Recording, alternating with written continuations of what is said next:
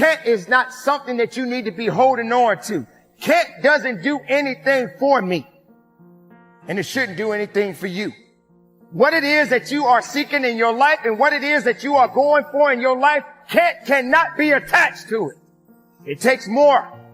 It takes much more than the word can't. It is a word that should never exist in your life. Whatever mistakes that you are making, whatever failures that you have faced, embrace it and carry on. Because the word can't, it ain't going to care nothing about you anyway. It doesn't love you. It doesn't care about you. And when you have the word can't in your mind, excuses will follow. So how do you carry on? What is it that you need to do? And how far are you willing to take it? Now let's talk about try. Trying seems to be the new thing. Well, I wouldn't even say that it's the new thing. It seems like it's the everyday thing for so many people. Well, I tried. I couldn't put down that chocolate piece of cake. I couldn't put that piece of cake down. I tried.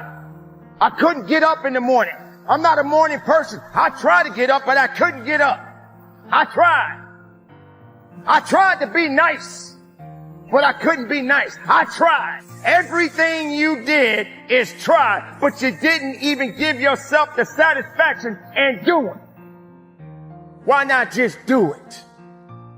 Why are you trying everything? That's supposed to make you feel better because you tried?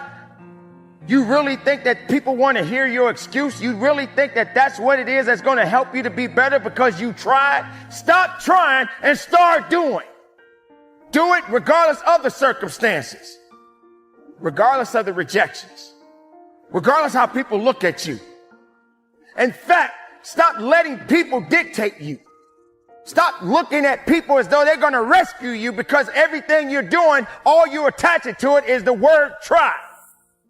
And you're looking for somebody to say, hey, that's okay.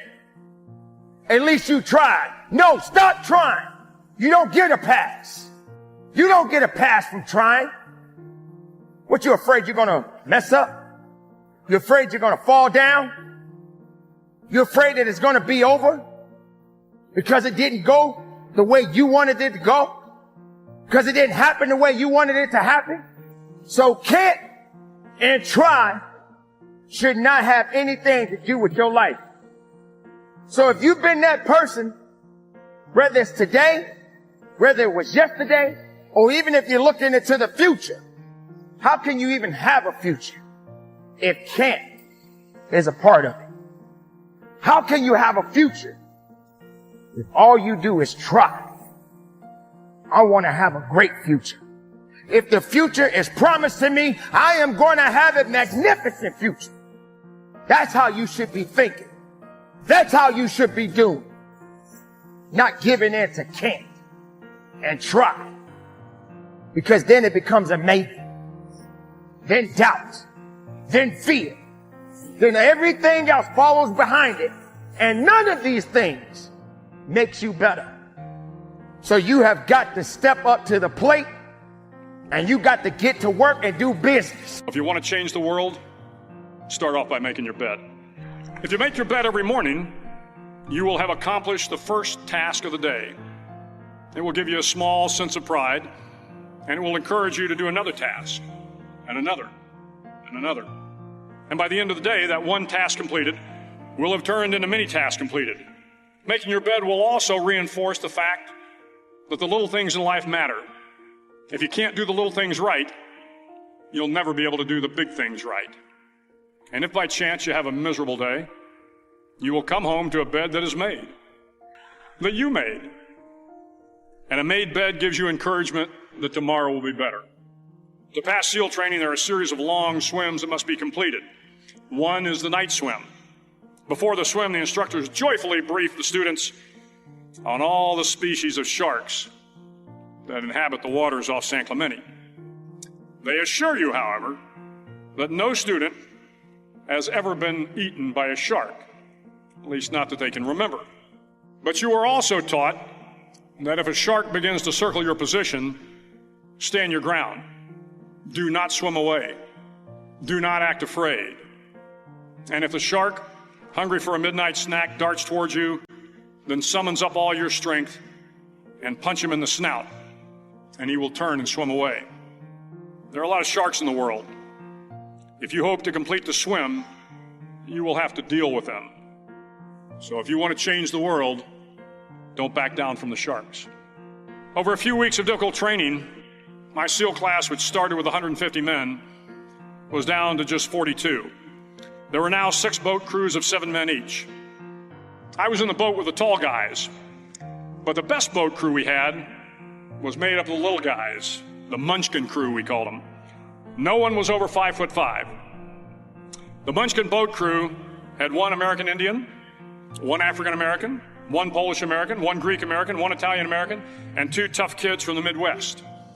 They out-paddled, outran, and outswam all the other boat crews. The big men in the other boat crews would always make good-natured fun of the tiny little flippers the Munchkins put on their tiny little feet prior to every swim. But somehow these little guys from every corner of the nation and the world always had the last laugh, swimming faster than everyone and reaching the shore long before the rest of us. SEAL training was a great equalizer. Nothing mattered but your will to succeed, not your color, not your ethnic background, not your education, not your social status. If you want to change the world, measure a person by the size of their heart, not by the size of their flippers. The 9th week of training is referred to as Hell Week. It is 6 days of no sleep, constant physical and mental harassment, and 1 special day at the Mud Flats. The Mud Flats are an area between San Diego and Tijuana where the water runs off and creates the Tijuana Sloughs, a swampy patch of terrain where the mud will engulf you.